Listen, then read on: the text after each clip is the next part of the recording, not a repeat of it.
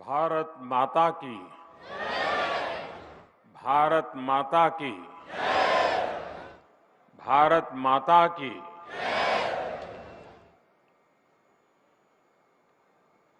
त्योहारों की गूंज सुनाई दे रही है चारों तरफ। दिवाली दरवाजे पर दस्तक दे रही है और आज एक ऐसा अवसर है, इस एक ही परिश्रम में, इस एक ही प्रेमाइसिस में, परिसर में, एक ही मंच पर स्टार्टअप भी हैं और देश के लाखों किसान भी हैं। जय जवान, जय किसान, जय विज्ञान और जय अनुसंधान।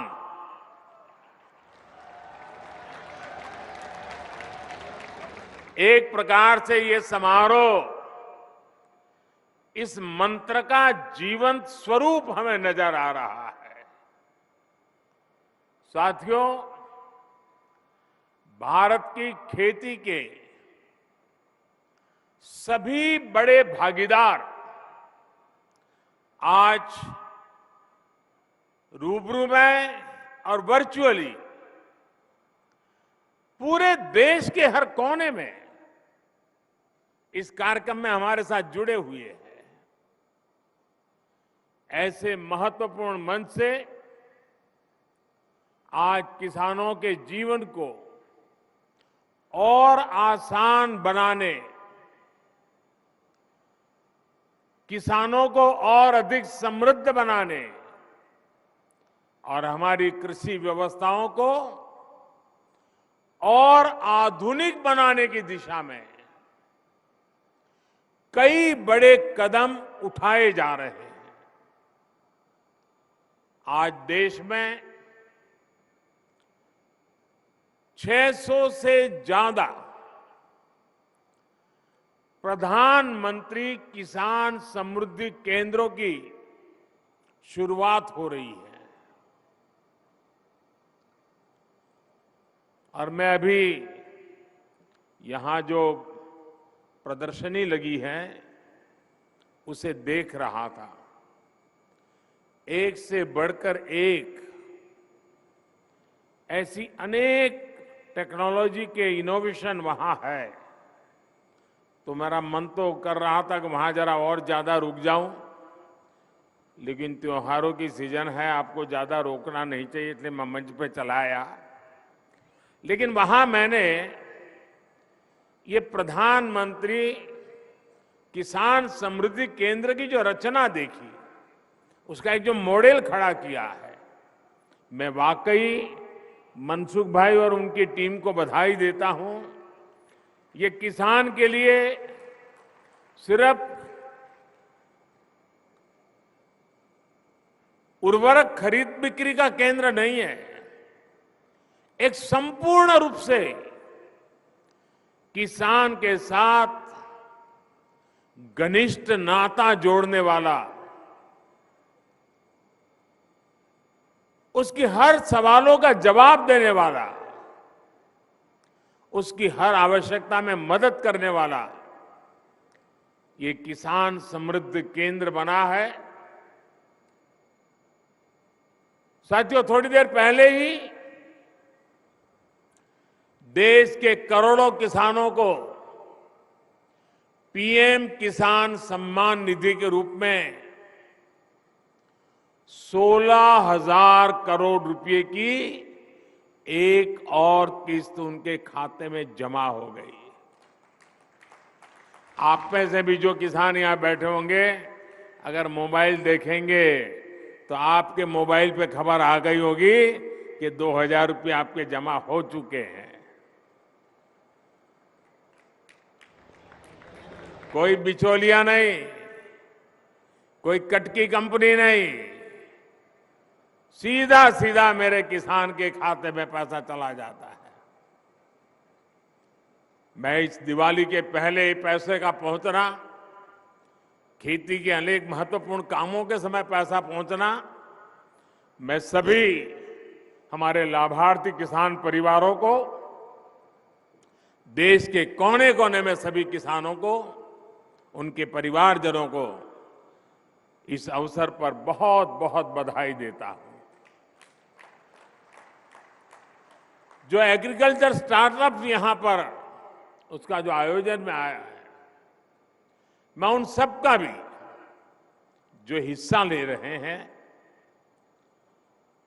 किसानों की भलाई के लिए उन्होंने जो नए नए इनोवेशन किए हैं, उनकी मेहनत कैसे कम हो, उनके पैसों में बचत कैसे हो, उनके काम में गति कैसे बढ़े, उनकी सीमित जमीन में ज्यादा उत्पादन कैसे हो, ऐसे अनेक काम ये हमारे स्टार्टअप वाले हमारे नौजवानों ने किए हैं। मैं वो भी देख रहा था, एक से बढ़कर एक इनोवेशन नजर आ रहे हैं।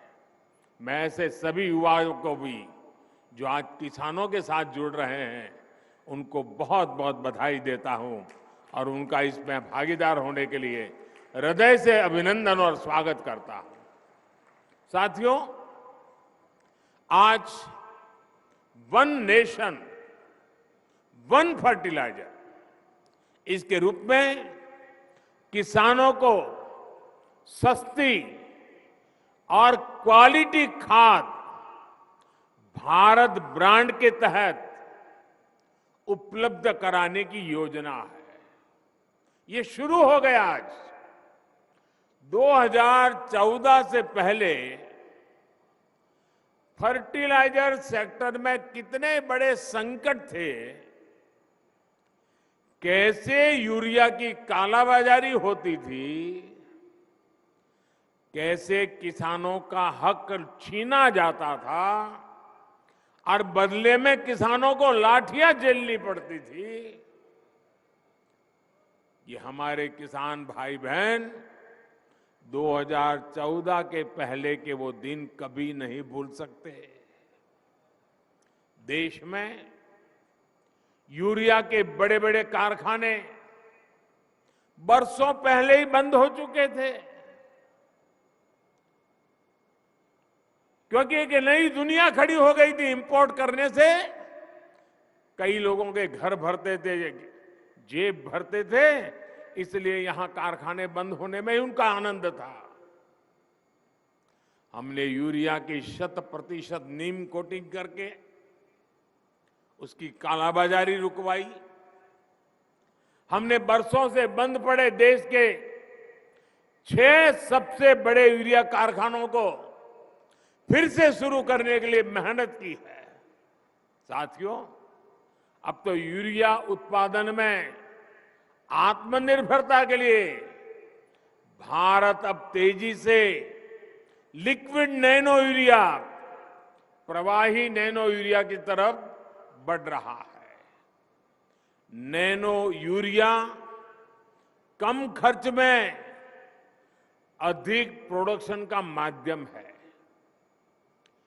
एक बोरी यूरिया, आप सोचिए, एक बोरी यूरिया को जिसके लिए जरूरत लगती है, वो काम अब नैनो यूरिया की एक छोटी सी बोतल से हो जाता है। ये विज्ञान का कमाल है, टेक्नोलॉजी का कमाल है,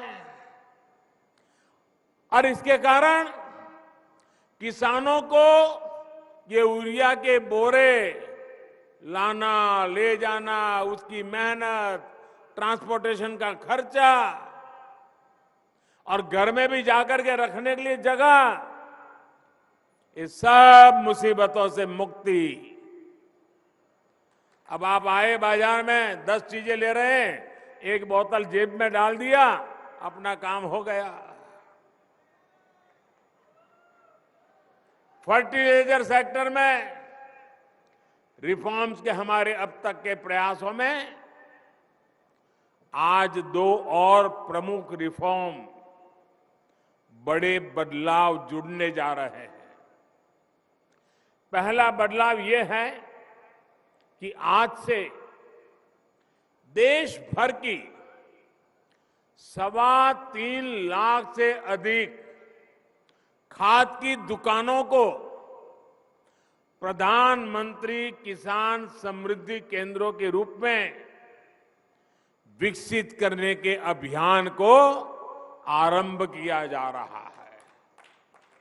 ये ऐसे केंद्र होंगे जहां सिर्फ खाद ही मिलेगी ऐसा नहीं, बल्कि बीज हो, उपकरण हो, सॉइल टेस्टिंग, मिट्टी की टेस्टिंग हो, हर प्रकार की जानकारी जो भी किसान को चाहिए वो इन केंद्रों पर एक ही जगह पर मिलेगी। हमारे किसान भाई बहनों को अब कभी यहां जाओ फिर वहां जाओ, यहां भटको वहां भटको, इस सारी झंझट से भी मेरे किसान भाइयों को मुक्ति। और एक बड़ा महत्वपूर्ण बदलाव किया है, अभी नरेंद्र सिंह जी तोमर बड़े विस्तार से उसका वर्णन कर रहे थे। वो बदलाव है खाद के ब्रांड के संबंध में, उसके नाम के संबंध में, प्रोडक्शन की समान क्वालिटी के संबंध में। अभी तक इन कंपनियों के प्रचार अभियानों के कारण और वहां जो फर्टिलाइजर बेचने वाले लोग होते हैं, जिसको ज्यादा कमीशन मिलता है तो वो ब्रांड ज्यादा बेचता है, कमीशन कम मिलता है तो वो ब्रांड बेचता नहीं है। और इसके कारण किसान को जरूरत के हिसाब से जो गुणवत्ता वाला खाद मिलना चाहिए, वो इन स्पर्धा के कारण, भिन्न भिन्न नामों के कारण और वो बेचने वाले एजेंटों की मनमानी के कारण किसान परेशान रहता था और किसान भी भ्रम में फंसा रहता था। पड़ोस वाला कहता था कि मैं ये लाया, तो उसको लगता है मैं ये लाया हूं, मैंने तो गलती की, अच्छा छोड़ो इसको पड़ा रहने दो, वो मैं नया नया लेके आता हूं। कभी कभी किसान इस भ्रम में डबल डबल खर्चा कर देता था। डीएपी हो, एमओपी हो, एनपीके हो, ये किस कंपनी से खरीदे, यही किसान के लिए चिंता का विषय रहता था। ज्यादा मसूर खाद के फेरे में कई बार ऐसा भी ज्यादा देना पड़ता था, और मान लीजिए उसके दिमाग में एक ब्रांड भर गई है, वो नहीं मिला और दूसरा लेना पड़ा, तो वो सोचता है चलो इसमें जरा पहले 1 किलो उपयोग करता था, अब 2 किलो करूं, क्योंकि ब्रांड दूसरी आई है पता नहीं कैसे, मतलब उसका खर्चा भी ज्यादा हो जाता था। इन सारी समस्याओं को एक साथ एड्रेस किया गया है।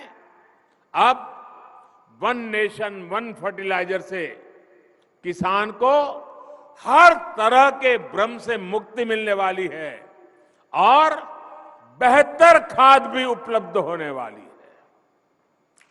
देश में आप हिंदुस्तान के किसी भी कोने में जाइए, एक ही नाम, एक ही ब्रांड से और एक समान गुणवत्ता वाले यूरिया की बिक्री होगी, और ये ब्रांड है भारत।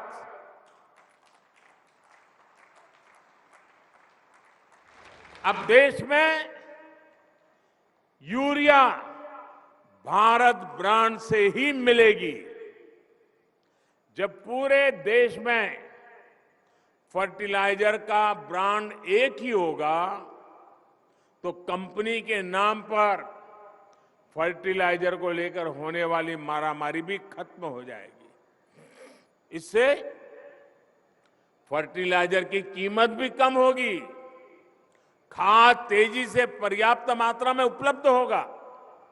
साथियों, आज देश में लगभग 85% हमारे जो किसान हैं वो छोटे किसान हैं।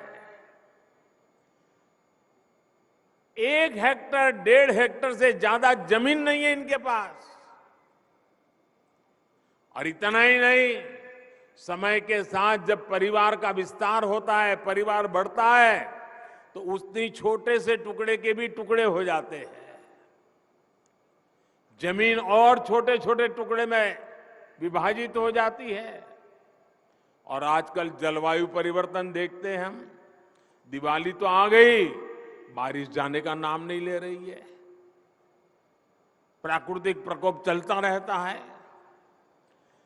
साथियों, उसी प्रकार से अगर मिट्टी खराब होगी, अगर हमारी धरती माता की तबीयत ठीक नहीं रहेगी, हमारी धरती माता ही बीमार रहेगी, तो हमारी मां, उसकी उपजाऊ क्षमता भी घटेगी, पानी की सेहत खराब होगी तो और समस्याएं होगी।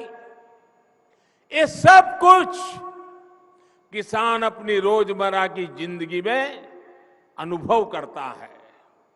ऐसी स्थिति में खेती की पैदावार को बढ़ाने के लिए, अच्छी उपज के लिए हमें खेती में नई व्यवस्थाओं का निर्माण करना ही होगा।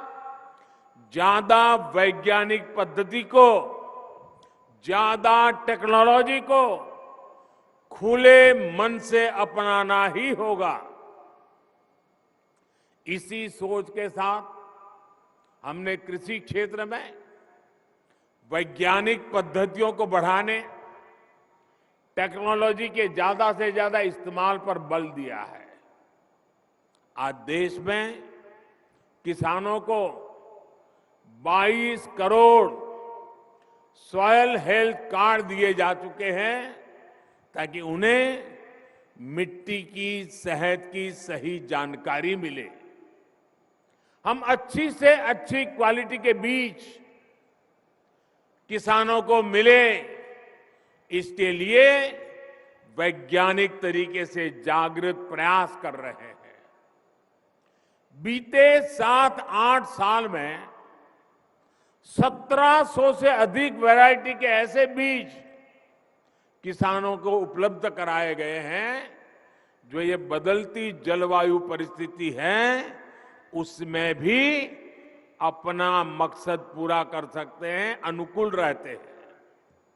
हमारे यहां जो पारंपरिक मोटे अनाज मिलेट्स होते हैं, उनके बीजों की गुणवत्ता बढ़ाने के लिए भी आज देश में अनेक हब्स बनाए जा रहे हैं।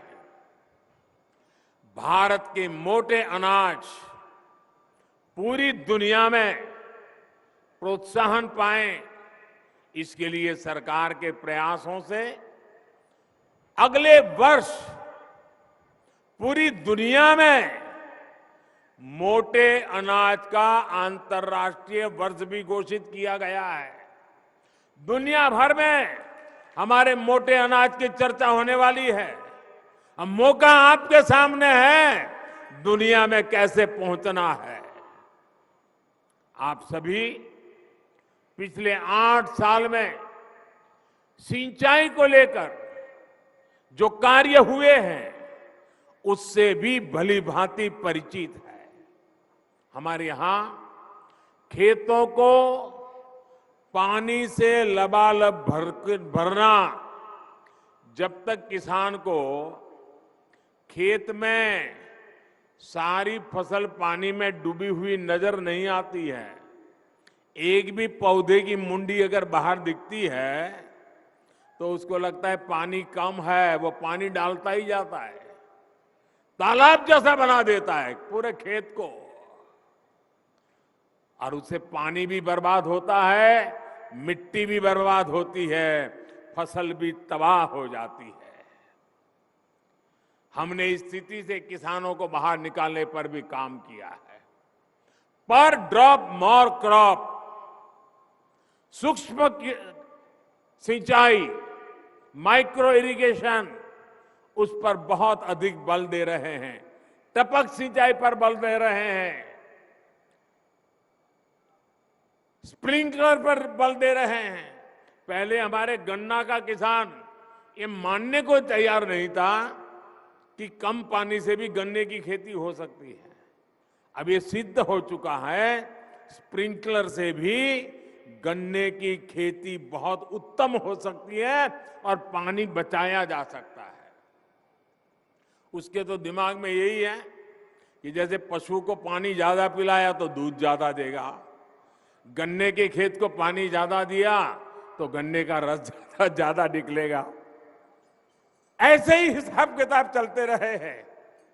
पिछले 7-8 वर्षों में देश की लगभग 70 लाख हेक्टेयर जमीन को माइक्रो इरिगेशन के दायरे में लाया जा चुका है।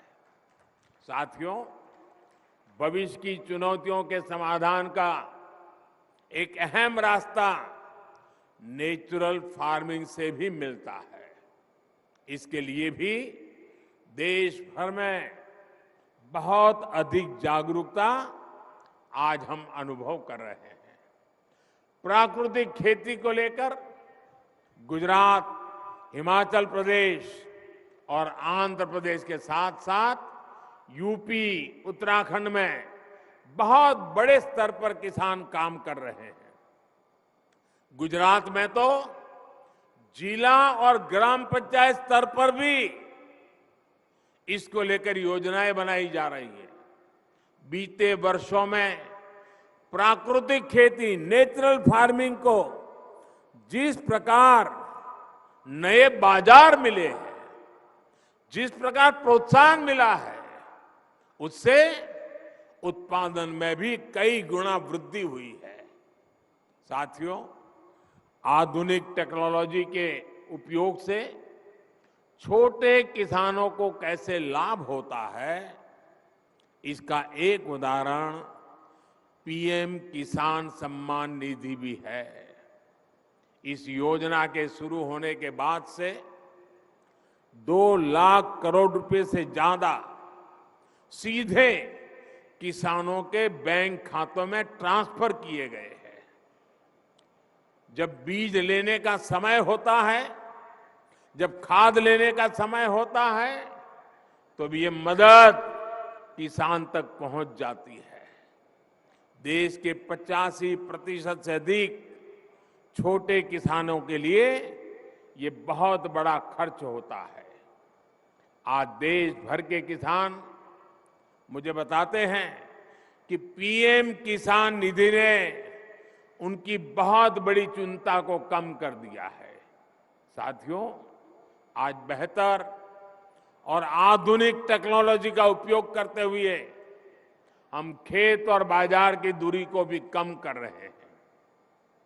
इसका भी सबसे बड़ा लाभार्थी हमारा छोटा किसान ही है, जो फल, सब्जी, दूध, मछली जैसे जल्दी खराब होने वाले उत्पादों से जुड़ा हुआ है। किसान रेल और कृषि उड़ान हवाई सेवा से इसमें छोटे किसानों को भी बहुत लाभ मिला है। ये आधुनिक सुविधाएं आज किसानों के खेतों को देश भर के बड़े शहरों से, विदेश के बाजारों से कनेक्ट कर रही है। इसका एक परिणाम ये भी हुआ है कि कृषि क्षेत्र से एक्सपोर्ट अब उन देश को भी होने लगा है, जहां पहले कोई सोच भी नहीं सकता था। कृषि निर्यात की बात करें तो भारत दुनिया के टॉप 10 कंट्रीज में है। आज दुनिया के 10 प्रमुख देशों में है। कोरोना की रुकावटों के बावजूद भी 2 साल मुसीबत में गए, उसके बावजूद भी हमारे कृषि निर्यात में 18% की वृद्धि हुई है। गुजरात से बड़े पैमाने पर कमलम फ्रूट, जिसको बाहरी भाषा में ड्रैगन फ्रूट कहते हैं, भारत में उसको कमलम फ्रूट कह रहे, आज विदेश जा रहा है। हिमाचल से पहली बार ब्लैक गार्लिक का एक्सपोर्ट हुआ है। असम का बर्मीज अंगूर, लद्दाख की खुबानी, जलगांव का केला या भागलपुरी जरदारी आम, ऐसे अनेक फल हैं जो विदेशी बाजारों को भा रहे हैं। वन डिस्ट्रिक्ट वन प्रोडक्ट जैसी योजनाओं के तहत ऐसे उत्पादों को आज प्रोत्साहन दिया जा रहा है। आज जिला स्तर पर एक्सपोर्ट हब भी बनाए जा रहे हैं, जिसका लाभ किसानों को हो रहा है। साथियों, आज प्रोसेस्ड फूड में भी हमारी हिस्सेदारी बहुत अधिक बढ़ रही है। इससे किसानों को उपज के ज्यादा दाम मिलने के रास्ते खुल रहे हैं। उत्तराखंड का मोटा अनाज पहली बार डेनमार्क में गया। इसी प्रकार कर्नाटक का ऑर्गेनिक जैकफ्रूट पाउडर भी नए बाजारों में पहुंच रहा है। अब त्रिपुरा भी इसके लिए तैयारी करने लगा है। ये बीज हमने पिछले 8 वर्षों में बोए हैं, जिसकी फसल अब पकनी शुरू हो गई है। साथियों, आप सोचिए, मैं कुछ आंकड़े बताता हूं। ये आंकड़े सुनकर के आपको लगेगा कि प्रगति और परिवर्तन कैसे होते हैं। 8 साल पहले जहां 2 बड़े फूड पार्क ही देश में थे, 2 बड़े फूड पार्क, आज ये संख्या 23 हो चुकी है। अब हमारा प्रयास ये है कि किसान उत्पादक संघों यानी एफपीओ और बहनों के स्वयं सहायता समूहों को भी इस सेक्टर से कैसे अधिक से अधिक जोड़े। कोल्ड स्टोरेज हो, फूड प्रोसेसिंग हो, एक्सपोर्ट हो, ऐसे हर काम से छोटा किसान सीधे जुड़े। इसके लिए आज सरकार लगातार प्रयास कर रही है। साथियों, तकनीक का ये प्रयोग बीज से लेकर बाजार तक पूरी व्यवस्था में बड़े परिवर्तन ला रहा है। हमारी जो कृषि मंडियां हैं, उनको भी आधुनिक बनाया जा रहा है। वही टेक्नोलॉजी के माध्यम से किसान घर बैठे ही देश की किसी भी मंडी में अपनी उपज बेच सके, ये भी ई नाम के माध्यम से किया जा रहा है। ई नाम से अब तक देश के 2.25 करोड़ से ज्यादा किसान और 2.5 लाख से अधिक व्यापारी जुड़ चुके हैं। आपको ये जानकर के भी खुशी होगी कि अभी तक इसके माध्यम से 2 लाख करोड़ रुपए से अधिक की लेन देन हुई है। आपने देखा होगा, आज देश के गांवों में जमीन के घर के नक्शे बनाकर किसानों को प्रॉपर्टी कार्ड भी दिए जा रहे हैं। इन सभी कामों के लिए ड्रोन जैसी टेक्नोलॉजी, आधुनिक टेक्नोलॉजी का उपयोग किया जा रहा है। साथियों, खेती को ज्यादा से ज्यादा लाभकारी बनाने के लिए आधुनिक टेक्नोलॉजी को उपयोग को हमारे स्टार्टअप नए युग में ले जा सकते हैं। आज यहां इतनी बड़ी संख्या में स्टार्टअप से जुड़े साथी मौजूद हैं। बीते 7-8 सालों में खेती में स्टार्टअप की संख्या, ये भी आंकड़ा सुन लीजिए, पहले 100 थे, 100, आज 3000 से ज्यादा स्टार्टअप खेती में टेक्नोलॉजी पे काम कर रहे हैं। ये स्टार्टअप, ये इनोवेटिव युवा, ये भारत की टैलेंट, भारतीय कृषि का, भारत की ग्रामीण अर्थव्यवस्था का भविष्य नए सिरे से लिख रही है। लागत से लेकर ट्रांसपोर्टेशन तक की हर समस्या का समाधान हमारे स्टार्टअप्स के पास है। अब देखिए, किसान ड्रोन से ही किसान का जीवन कितना आसान होने वाला है। मिट्टी कैसी है, मिट्टी को कौन सी खाद चाहिए, कितनी सिंचाई चाहिए, बीमारी कौन सी है, दवाई कौन सी चाहिए, इसका अनुमान ड्रोन लगा सकता है और आपको सही मार्गदर्शन दे सकता है। दवाई का स्प्रे करना है तो ड्रोन उसी हिस्से में स्प्रे करता है जहां जरूरत है, जितनी जरूरत है। इससे स्प्रे और खाद की बर्बादी भी रुकेगी और किसान के शरीर पर जो केमिकल गिरता है उससे भी मेरा किसान भाई बहन बच जाएगा। भाई और बहनों, आज एक और बहुत बड़ी चुनौती है जिसका जिक्र मैं आप सभी किसान साथियों, हमारे इनोवेटर्स के सामने जरूर करना रहूं। आत्मनिर्भरता पर इतना बल मैं क्यों दे रहा हूं और खेती की, किसानों की इसमें क्या भूमिका है, ये हम सबको समझ करके मिशन मोड में काम करने की जरूरत है। आज सबसे अधिक खर्च जिन चीजों को आयात करने में हमारा होता है वो खाने का तेल है, फर्टिलाइजर है, कच्चा तेल है। इनको खरीदने के लिए ही हर साल लाखों करोड़ रुपए हमारे दूसरे देशों को देना पड़ता है। विदेशों में जब कोई समस्या आती है तो इसका बुरा असर हमारे यहां पर भी पड़ता है। अब जैसे पहले कोरोना आया, हम मुश्किलें झेलते झेलते दिन निकाल रहे थे, रास्ते खोज रहे थे। अभी कोरोना तो पूरा नहीं हुआ तो लड़ाई छिड़ गई। और ये ऐसी जगह जहां हम बहुत सी बातें वहां से खरीदते थे, जहां से ज्यादा हमारे पास जरूरतें थी वही देश लड़ाइयों में उलझे हुए हैं।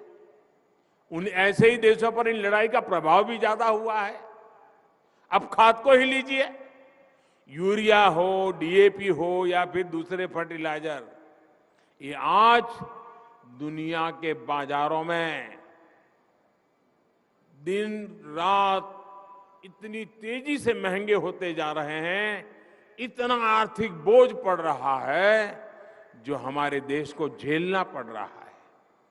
आज हम विदेशों से 75-80 रुपये किलो के हिसाब से यूरिया खरीदते हैं, लेकिन हमारे देश के किसान पर बोझ न पड़े, हमारे किसान, उन पर कोई नया संकट न आए जो 70-80 रुपये में हमारा यूरिया हम आज बाहर से लाते हैं, हम किसानों को 5 या 6 रुपये में पहुंचाते हैं भाइयों, ताकि मेरे किसान भाइयों बहनों को कष्ट न हो,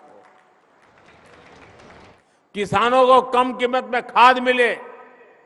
इसके लिए इस वर्ष अब इसके कारण सरकारें खजाने पर बोझ आता है, कई कामों को करने में रुकावटें खड़ी हो जाती है। इस वर्ष लगभग 2.5 लाख करोड़ रुपया केंद्र सरकार का सिर्फ ये यूरिया के पीछे हमको लगाना पड़ रहा है। भाइयों और बहनों, आयात पर हो रहे खर्च को कम करने के लिए, देश को आत्मनिर्भर बनाने के लिए हम सब ने मिलकर के संकल्प करना ही होगा, हम सब ने मिलकर के उस दिशा में चलना ही होगा। हम सब ने मिलकर के विदेशों से खाने के लिए चीजें लानी पड़े, खेती के लिए चीजें लानी पड़े, इसमें से मुक्त होने का संकल्प करना ही पड़ेगा। कच्चे तेल और गैस पर विदेशी निर्भरता को कम करने के लिए बायोफ्यूल इथेनॉल पर बहुत अधिक काम आज देश में चल रहा है। इस काम से सीधे किसान जुड़ा है, हमारी खेती जुड़ी हुई है। किसान की उपज से पैदा होने वाले इथेनॉल से गाड़ियां चले और कचरे से, गोबर से बनने वाली बायोगैस से बायो सीएनजी बने, ये काम आज हो रहा है। खाने के तेल की आत्मनिर्भरता के लिए हमने मिशन ऑयल पाम भी शुरू किया है। आज मैं आप सभी किसान साथियों से आग्रह करूंगा कि इस मिशन का अधिक से अधिक आप लाभ उठाएं। तिलहन की पैदावार बढ़ाकर हम खाद्य तेल का आयात बहुत कम कर सकते हैं। देश के किसान इसमें पूरी तरह सक्षम है।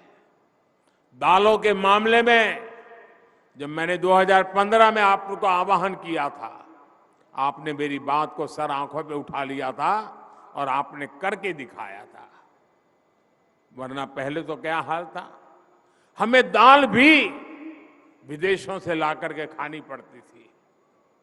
जब हमारे किसानों ने ठान लिया तो देखते ही देखते दाल का उत्पादन लगभग 70% तक बढ़ाकर दिखा दिया।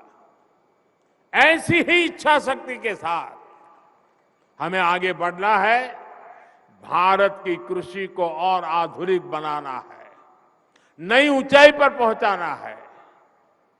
आजादी के अमृत काल में खेती को हम आकर्षक और समृद्ध बनाएंगे। इसी संकल्प के साथ सभी मेरे किसान भाइयों बहनों को, सभी स्टार्टअप से जुड़े युवाओं को मैं बहुत बहुत शुभकामनाएं देता हूं। बहुत बहुत धन्यवाद।